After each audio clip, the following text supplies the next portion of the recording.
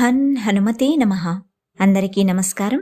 ఈరోజు ఈ వీడియోలో మనం శ్రీ ఆంజనేయ ద్వాదశనామ స్తోత్రం, ఈ స్తోత్రం యొక్క అర్థం, ఈ స్తోత్రాన్ని పఠించడం ద్వారా పొందే ప్రతిఫలం తెలుసుకుందాం. ముందుగా స్తోత్రాన్ని చూద్దాం. హనుమానంజనాసూనుః వాయుపుత్రో మహాబలః రామేష్టః ఫల్గుణసఖః పింగాక్షో మిత విక్రమః ఉదధిక్రమణశ్చైవ సీతాశోక వినాశకః లక్ష్మణ ప్రాణదాతా చ దశగ్రీవస్య దర్పః.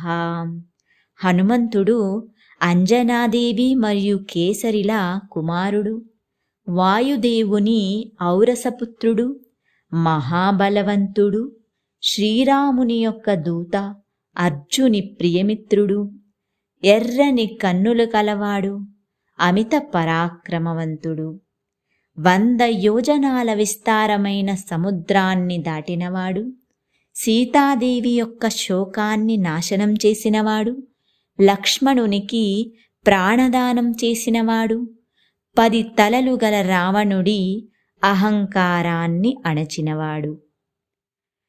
ద్వాదశైతాని నామాని కపీంద్రస్య మహాత్మనః స్వాపకాలే పఠేన్నిత్యం యాత్రాకాలే విశేషతః తస్య మృత్యుభయం నాస్తి సర్వత్ర విజయీ భవేత్. అనగా హనుమంతుని యొక్క ఈ 12 నామాలు రాత్రి పడుకునే ముందు మరియు ఏదైనా ప్రయాణానికి ముందు శ్రద్ధాభక్తులతో పఠించేవారికి అపమృత్యు దోషాలు తొలగి సర్వత్రా విజయం చేకూరును. ఓం హన్ హనుమతే నమః.